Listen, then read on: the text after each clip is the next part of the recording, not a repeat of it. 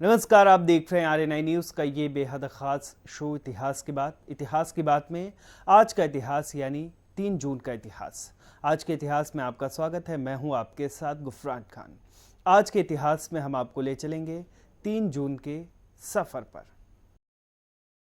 British सरकार ने 3 जून 1915 में रविंद्रनाथ टैगोर को नाइटहुड की उपाधि से नवाजा था। साल 1913 भारत के लिए ये ऐतिहासिक साल था। पहली बार किसी भारतीय शख्स को नोबेल पुरस्कार मिला था।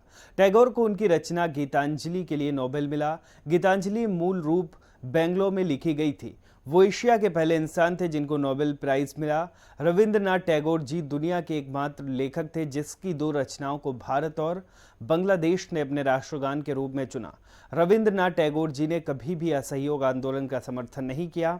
उनका मानना था कि हम पूरी तरह से किसी का बहिष्कार नहीं कर सकते, हम उनसे कुछ सीख सकते हैं, जैसे शिक्षा, विज्ञान। यहीं पर गांधी जी के विचार और टैगोर जी के विचार आपस में टकरा जाते थे। रविंद्रनाथ टैगोर जी प्राचीन शिक्षा प्रणाली को आधुनिक शिक्षा प्रणाली से बेहतर मानते थे। टैगोर महात्मा गांधी का बहुत सम्मान करते थे। हालांकि कई बार ऐसा हुआ जब दोनों के बीच कई विषयों को लेकर अलग राय होती थी। टैगोर का दृष्टिकोण तार्किक ज्यादा होता था। टैगोर ने ही गांधी को महात्मा की उपाधि दी थी और महात्मा गांधी ने रविंद्रनाथ टैगोर को गुरुदेव की उपाधि से नवाजा था। साल 1980 तक टैगोर ने कई उपन्यास, कविताएं और कहानियां लिख डाली, जिसे बंगाल के कई पब्लिशर्स ने पब्लिश भी किया। इसके बाद रविंद्रनाथ टैगोर बंगाल में काफ़ी फेमस हो गए थे। उनकी रचनाओं की वजह से उन्हें हर कोई जानने लगा था। अपनी रचनाओं के जरिए टैगोर ने समाज के गलत रीति रिवाजों और कुरीतियों के बारे में लोगों को जागरूक भी किया। गांधी जी की अध्यक्षता में इंदौर में 2 जून 1918 को हिंदी साहित्य सम्मेलन आयोजित हुआ और उसी में पारित एक प्रस्ताव के द्वारा हिंदी राजभाषा मानी गई।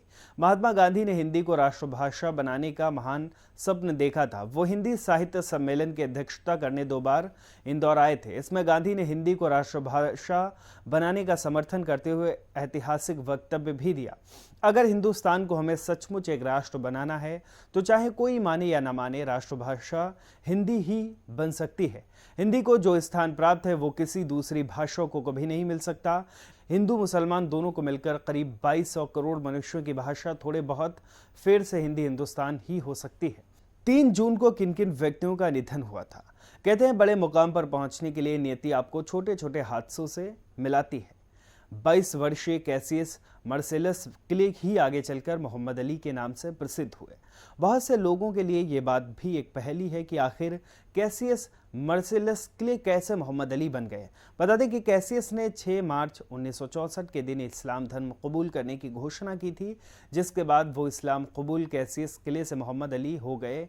एक ईसाई से मुस्लिम बने अली को अपने इस फैसले के लिए एक तरफ जहां अमेरिका के मुसलमानों का सम्मान प्राप्त हुआ, वहीं उनके अपने समर्थक उनसे नाराज भी हो गए। फिलहाल RNI की खास पेशकश में बस इतना ही। उम्मीद है आज का इतिहास यानी 3 जून का इतिहास आपको पसंद आया होगा। अगर आज का इतिहास आपको पसंद आया हो तो हमें कमेंट करके ज़रूर बताएं। हमारे वीडियो को लाइक करें, शेयर करें, चैनल को सब्सक्राइब करें और देखते रहें RNI न्यूज़। हमारे चैनल को लाइक करें, सब्सक्राइब करें, बेल आइकन को ज़रूर दबाएं और वीडियो को ज़्यादा से ज़्यादा शेयर करें। देश दुनिया की तमाम खबरों को नए अंदाज में देखने के लिए बने रहें हमारे साथ और देखते रहें RNI न्यूज़।